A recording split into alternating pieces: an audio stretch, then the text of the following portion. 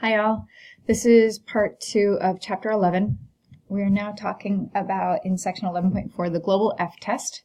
We're still dealing with the null hypothesis that all of the means are equal or there's no difference in means, as opposed to the alternative that at least one mean is different. The F distribution is a new distribution we're going to deal with, and it depends on numerator degrees of freedom and denominator degrees of freedom to create this F distribution. The F test or the F statistic is mean square between divided by mean square within. So if you go back to the table that we came up with here, we're going to take this value, mean square between, divided by this value that we're going to get in the table, mean square within. So we need to talk about the degrees of freedom.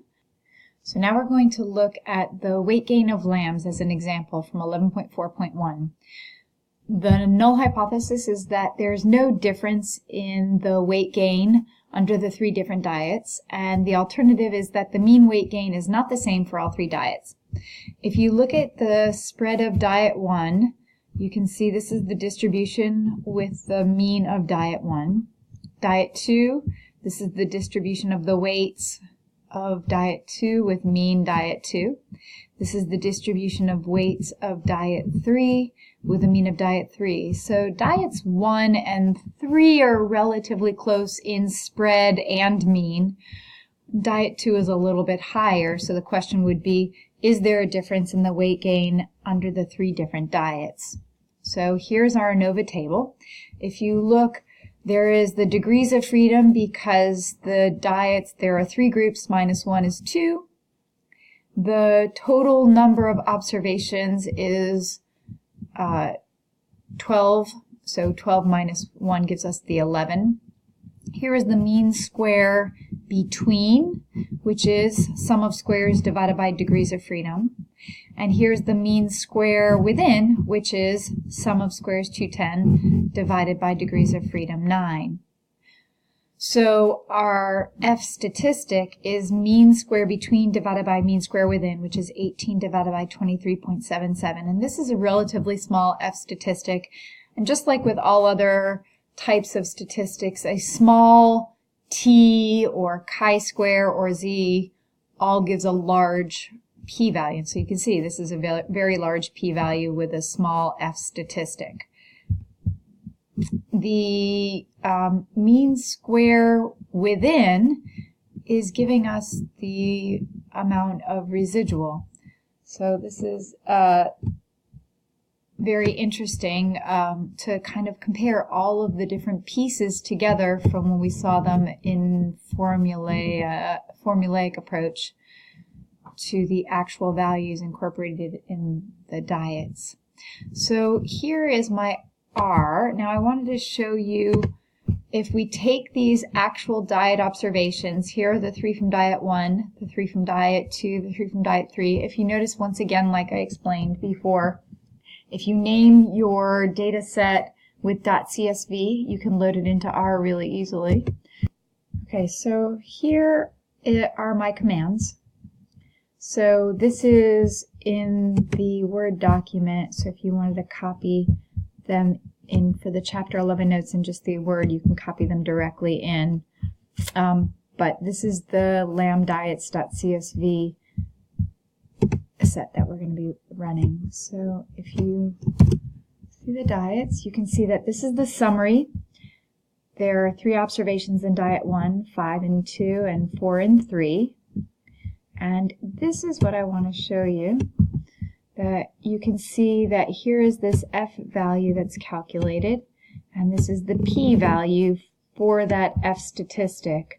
And this is exactly our ANOVA table, where this is mean square between, this is mean square within, and with the degrees of freedom for each of the 2.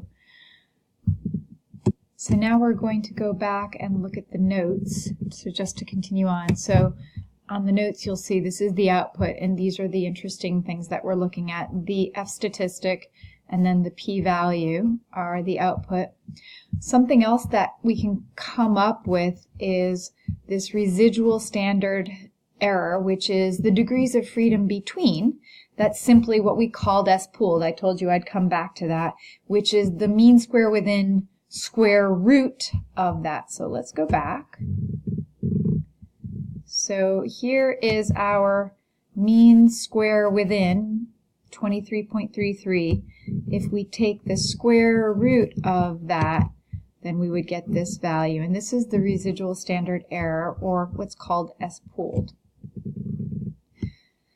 So I made box plots with the code. You can play with that in R. I made box plots so that we can, instead of just looking at points of data, here are the box plots to look at the distributions.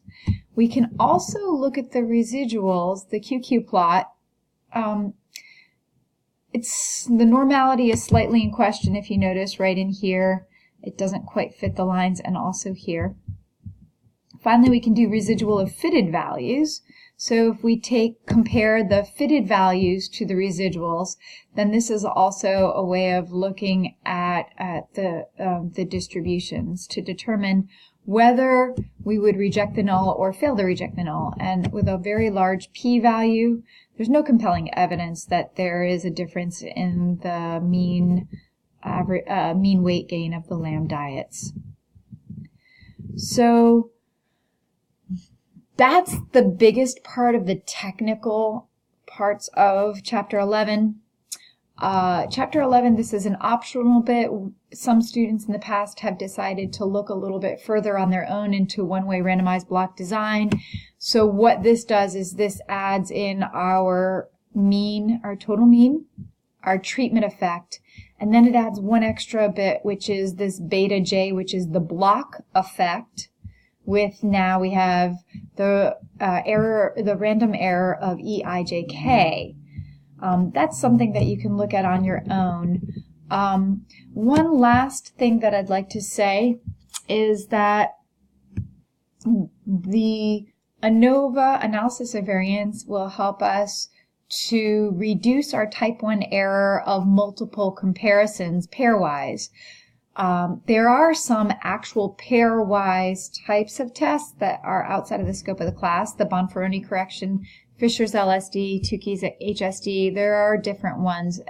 There are also others that this textbook doesn't even mention. But some of the different types of techniques are outside the scope of this class, but if you are interested, you can certainly ask and I can give you resources. If you'll notice, the homework is relatively short and they are relatively simple as compared to the technical aspects of the text. So good luck, and let me know if you have any questions. Thanks.